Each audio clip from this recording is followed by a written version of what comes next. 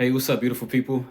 Coming on. Want to have a conversation, just a brief conversation with you all in reference to about God being in control. If we take assessment and we look around us, and on the internet, and even in our own personal lives, if you have talk to your family members and friends, or just have your ear tuned, to the streets per se, you kind of get an understanding and in a direction as people are really experiencing a difficult time um, and a difficult moment, and what I like to call learning opportunities in life. I mean, so much is going on to the point where you know when people become overwhelmed, with certain things that take place in life, things that we never, would think about, things that you wouldn't even want to wish on other people. For example, you have the California wildfires that have taken place and are taking place, where so many people are actually losing their homes. Things that they've built, things that they've invested in, things that they've taken time out to cultivate, to nourish.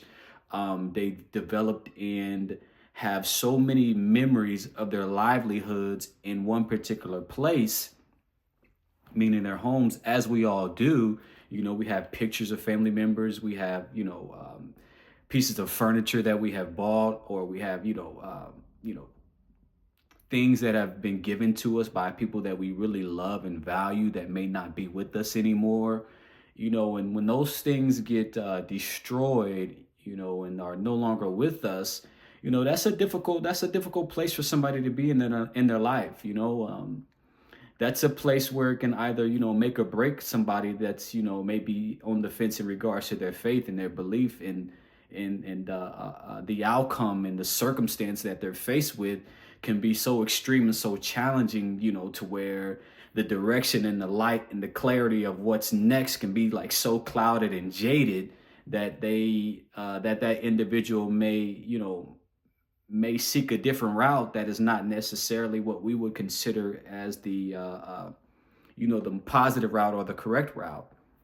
And I understand that, and I think that at some point, we have to give each other grace, because what may be difficult for one person may not be difficult for you, and what may not be difficult in me, when I'm using the word difficult, you can interchange it as something that's hard to handle, something that causes you extreme anxiety, or can cause you to be depressed.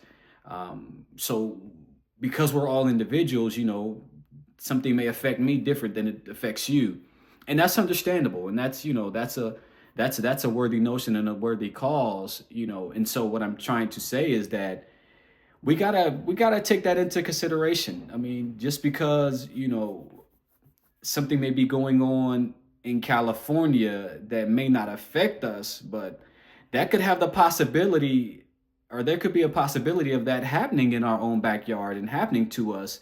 Um, and when that thing hits our front door, we don't want to be caught in panic mode. We want to still have our firm foundation and belief in God. And what I realize is that when situations and things like that take place, a lot of the struggle comes into play because, we have our lives planned out, we have our days planned out, and when our day and in our life and our goals and our strategies and things like that become interrupted, then now it causes us to be hit by a sucker punch or a haymaker or an uppercut, because we didn't calculate when we were sitting down and itemizing and doing our to-do list, and doing our goals and our reminders and our life strategies and our vision boards. We don't calculate the difficult process. We don't calculate the possibility of there being heartache. We don't calculate the possibility of there being pain. We don't calculate the possibility of somebody, stabbing you in the back. We don't calculate the possibility of there being a resource and a connection that you're really relying and depending upon no longer being there. We don't calculate the fact that there might be a loss in the family, a loss of loved one, or your health may decline, or finances may decrease, or you may go through a divorce or a broken relationship, or kids getting sick. When those things, we don't calculate that. Why? Because we don't want to deal with them. And I get it. I get it. Those are hard things to calculate and to want to put into one's particular strategy, because of the fact that we want to overlook them as if they won't happen. And we can have a belief and an understanding and a faith and a foundation with, we don't want those things to happen to us, to occur to us. But when they do, we don't want to be caught off guard to the point where, we're left stranded on an island with no way out, no food, no preparation, no ability to consciously think, and even subconsciously conjure up something to where an idea or a thought that can possibly get us off the island. And so with that being the case, no, we can't possibly prepare for everything, but we can take each opportunity and every day to learn something new and something positive. So what am I saying about God being in control? So what I'm saying about God being in control is that even though everything in our lives can seem that it's burned down to the ground, even all of our memories, all of our physical memories, all of our memories of laughter, of love and appreciation and growth, of development that seem to be confined into one particular place, in one area, in one atmosphere, i.e. California, the people that lost their homes and their history and their family foundation. Even though in the middle of all the loss, there is still gain. Now, I know that may seem like it's easy for me to say here in Indiana, talking about, people in a situation that feels like and seems like and have lost literally to them what feels like everything. But you know what? I can sit here and say that because even in my own life, there has been instances and cases and circumstances and situations to where I felt like I've lost everything. But you know what? You got to keep going. You got to keep going. That very thing that you feel like you've lost, God's going to replace it times 2. He's going to give you plus more for the thing that you lost. And so Deuteronomy 30:31-8 says, the Lord is the one who goes ahead of you. He will be with you. He won't abandon you or leave you. So don't be afraid or terrified. But that's what happens in our lives when we go through something that's tough, something that's hard, something that's difficult, something that we can't see the light at the end of the tunnel. It's difficult. We become afraid and terrified. We let fear take over us instead of faith. And anytime fear takes over, then we're gullible and liable to be led down the wrong path. We're gullible and liable to believe in the wrong things. But no, God will never leave us nor abandon us. He's already gone ahead of us. Even through the fire, even through the tribulation, even through the difficulty, even through the confusion, even through the hurt, even through the pain, God has gone before us. He's already provided a way for us.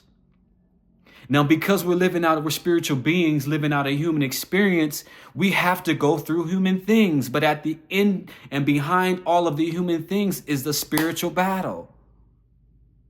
It's a spiritual battle. And as believers, as covenant people, we have to remain in covenant with God. Yes, heartache is hurtful. Yes, going through difficulty is challenging, it's hard. Yes, losing a job, losing a loved one. Yes, all those things are difficult.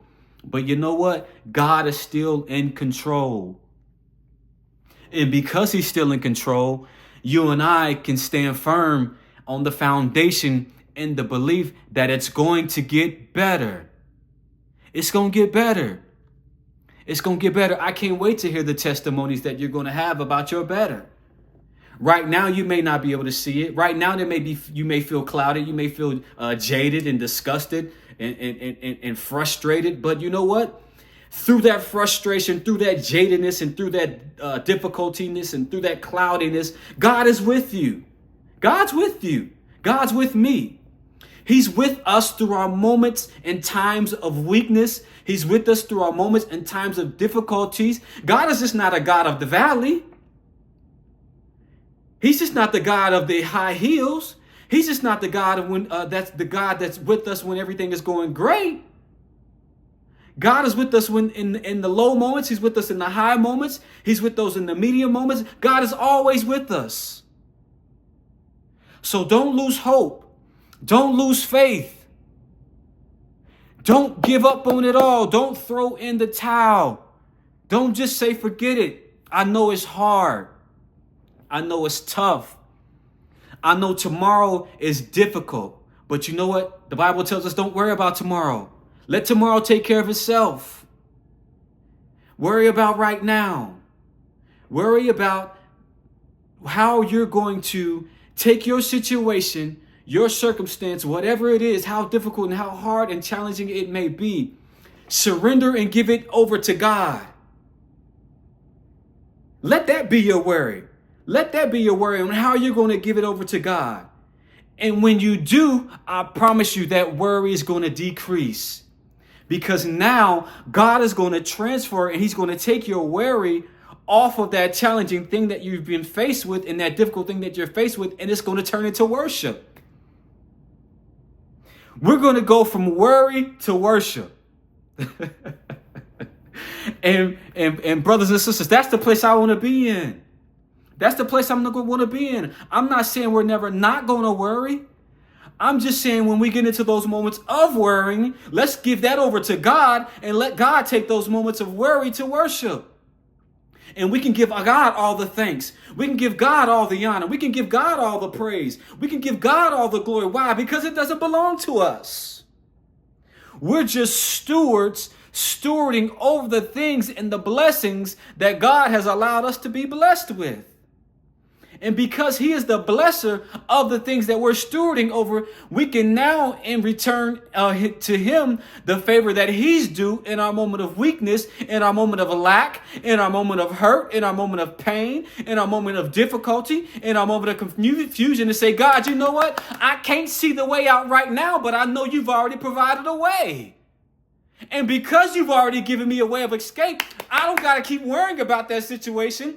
I can just take time out to give you praise, give you honor, give you glory. Why? Because you deserve it. God deserves it. God deserves it all. He is in control of whatever it is that you're faced with, whatever the challenge is, however difficult it may be. Trust me, I know. But God is in control. He's got your best interest at heart, and he's gone ahead of you. He's already provided a way for you to make it. Brothers and sisters, keep believing, keep achieving. God has got greater in store for you. God bless.